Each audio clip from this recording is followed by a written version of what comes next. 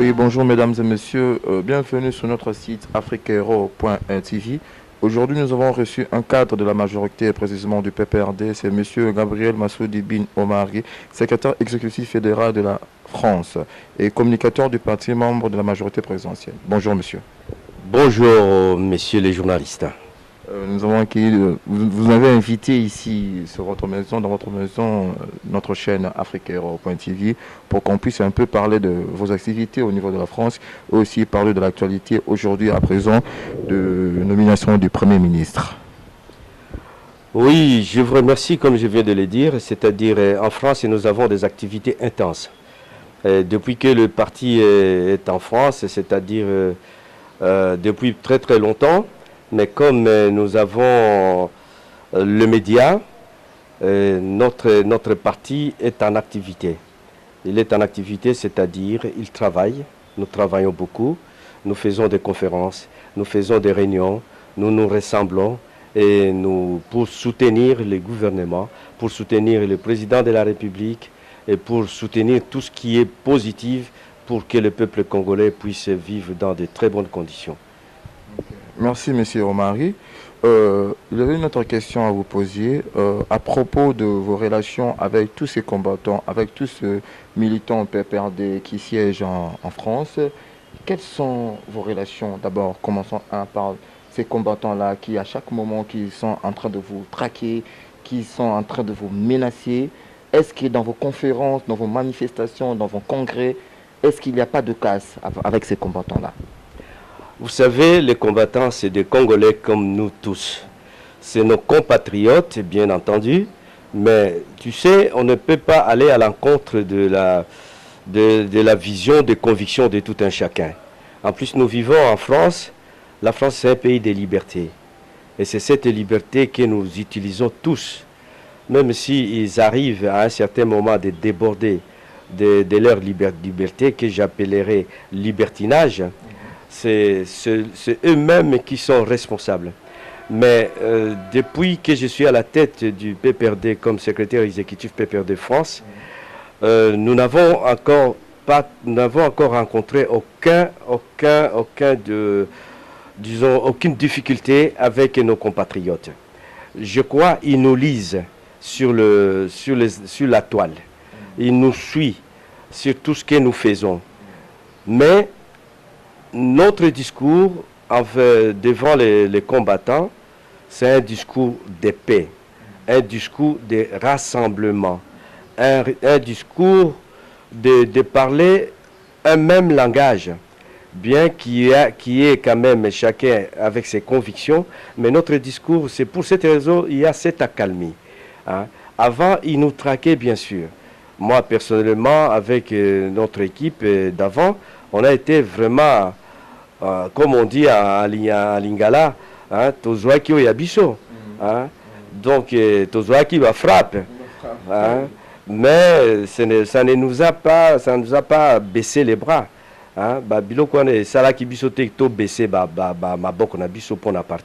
C'est pour cette raison nous nous y tenons et nous allons tenir encore bon.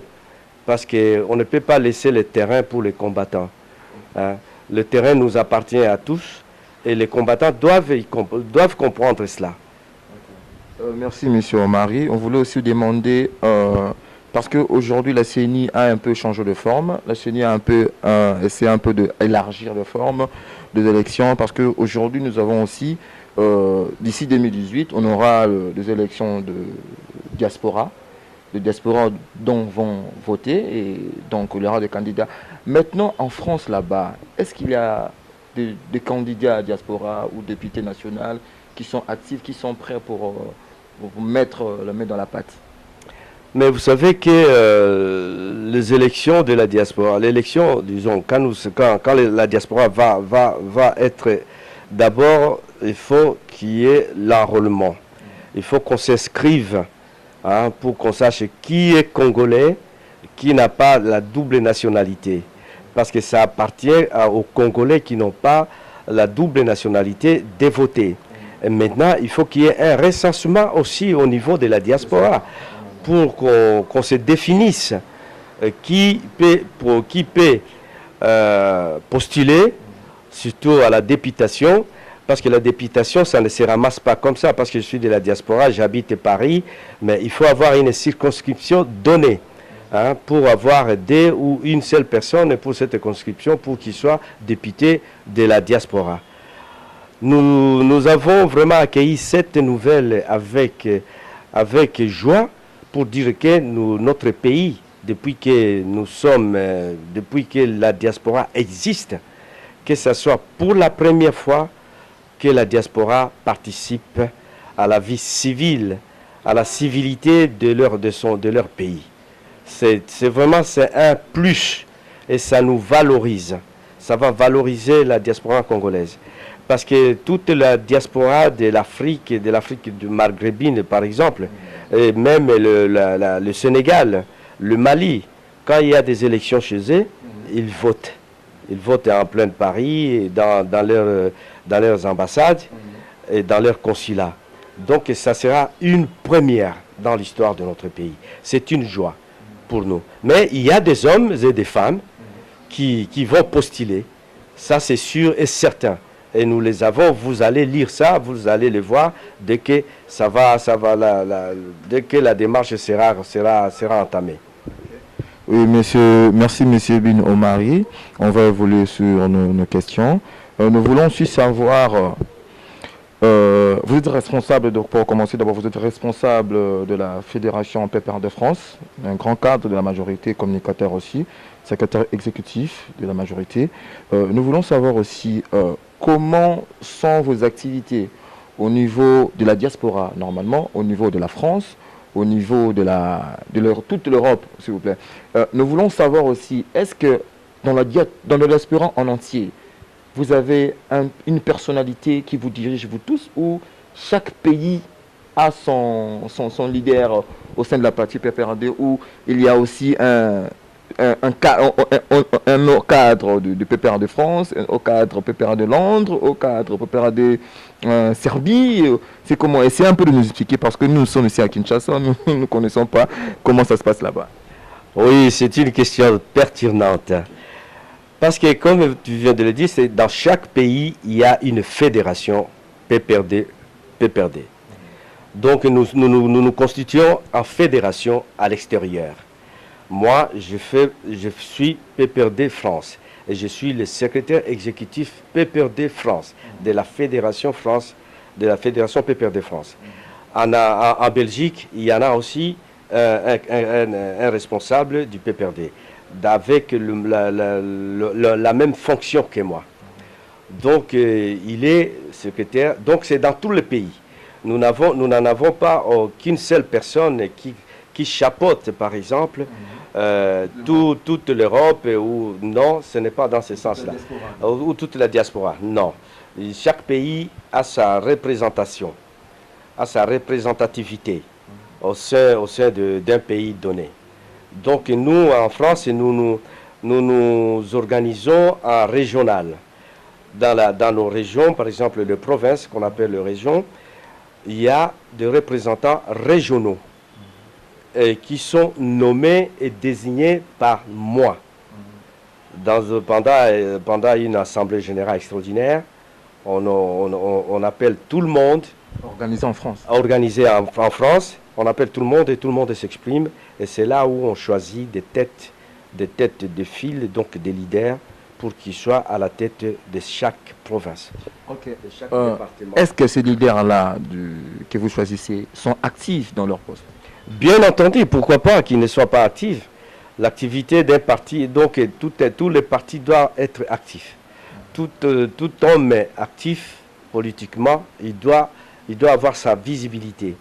Et c'est ça que nous sommes en train de venir, disons, nous sommes venus ici, chez nous, pour concrétiser notre présence en France, pour qu'ils sachent que le PPRD France existe. Et c'est pour cela que nous avons aujourd'hui l'accréditation officielle dès la base. Donc nous sommes maintenant engagés, nous sommes maintenant obligés à engager les partis au niveau de la France. Donc nous travaillons dans ce contexte-là. Mais ça s'améliore. ça vient vraiment bien pour qu'on puisse travailler dans de très bonnes conditions. C'est pour cela que nous sommes là, nous ne pouvons pas baisser les bras, mais le travail va bien. Merci, monsieur Massoudi Bin Omari. Nous voulons aussi poser une question qui est très pertinente. C'est à propos, parlons-en de questions de l'actualité. Le dialogue a été organisé à la cité de l'OIA par monsieur Eden Kojo, ici un Togolais, Premier ministre togolais. Et nous voulons savoir maintenant quelles sont vos réactions au niveau de l'Europe à propos de ce dialogue. Parce que l'opposition nous disent que le dialogue n'était pas inclusif. Mais la majorité prend acte et aujourd'hui nous avons un Premier ministre. Vous me permettez? Okay. Je vais vous montrer quelque chose. Okay. Merci. Oui, mesdames et messieurs, là on est avec M. Gabriel Massoudi Bin Omari, secrétaire exécutif fédéral de la France et communicateur du parti membre de la majorité présidentielle. Et nous parler de plusieurs sujets et il est là pour nous montrer comment ça se fait là-bas ou ici dans la Fédération PPRD. Merci. Oui. Oui, là on a un short avec la figure de monsieur qui est le président de la République, M. Joseph Kabila Kabange, et à côté nous avons de petites photos de monsieur Gabriel Omari. Oui, nous avons vu que c'est actif quand même. C'est actif. Bon, alors si je vous ai demandé de vous montrer quelque chose, c'est pour vous dire le dialogue a été bien soutenu par la communauté congolaise qui vit en France. Ce n'est pas toute la communauté, mais la communauté positive, la diaspora positive qui suit les activités, les travaux de tout ce qui se passe au pays.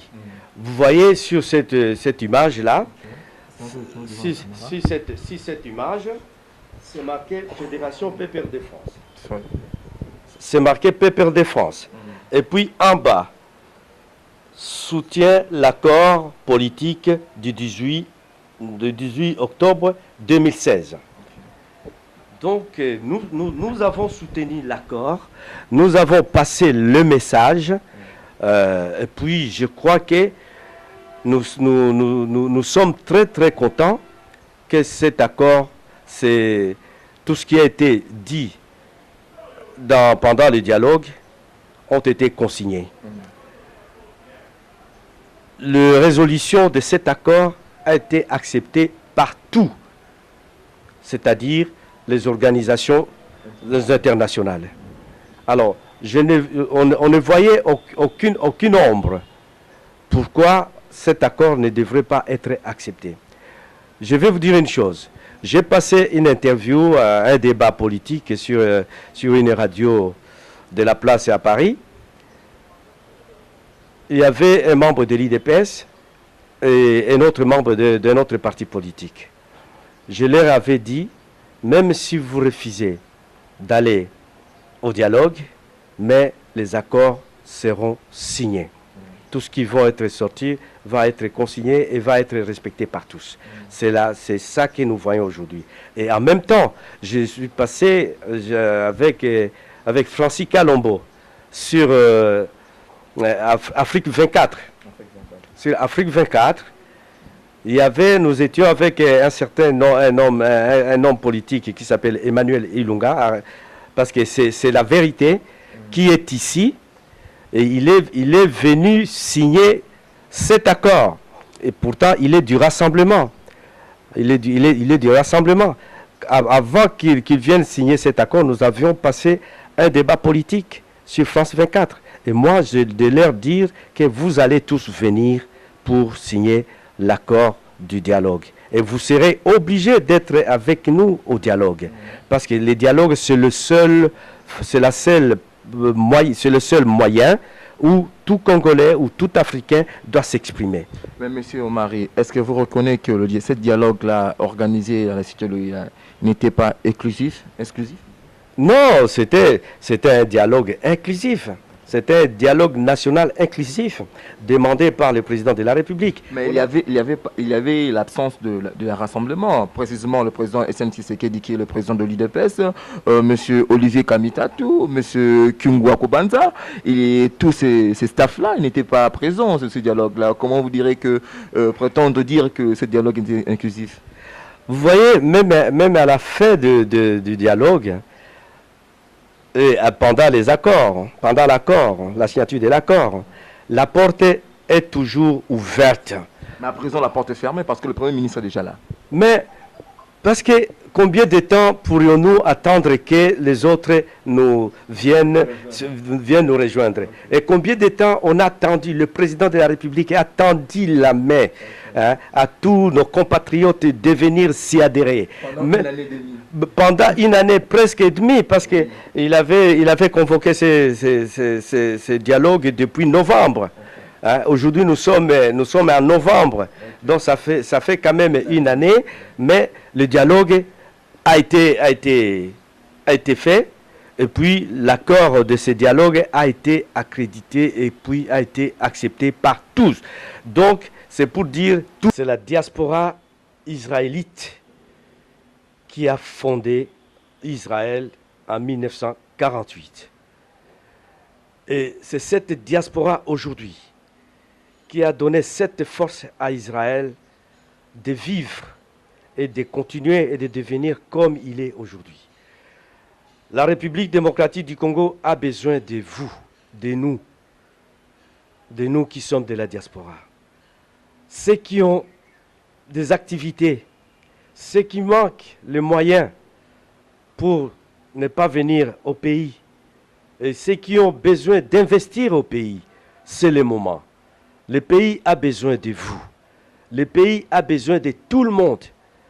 Le pays ne refuse personne.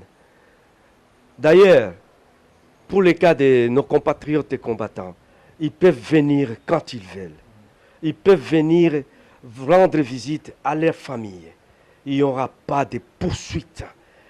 Le Congo n'a pas besoin de poursuivre qui que ce soit, surtout qui se disent congolais, surtout qui se disent l'enfant, la fille du pays.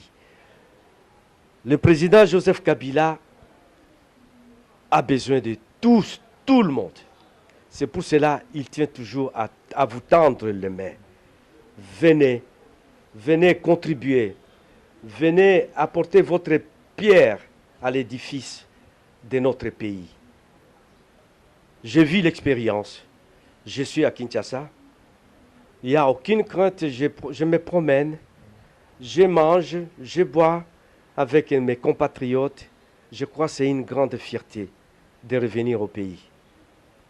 Je vous demande de venir massivement, de descendre massivement. Les élections vont avoir lieu comme prévu en 2018. Venez poser vos candidatures. Venez mettre vos bases au pays. Et vous serez élus. Et vous allez travailler pour notre pays. Parce que le Congo a besoin de vous. Je vous remercie. Merci, M. Gabriel Massoudi. Vous êtes secrétaire exécutif fédéral de la France, communicateur de parti majorité, membre de la majorité présidentielle. Et c'est par ici que nous terminons cette émission, mesdames et messieurs, chers internautes, sur notre site sur YouTube, afriquero.tv. Moi, votre humble serviteur, M. Christian Ngalé, qui nous a aujourd'hui été invité par M.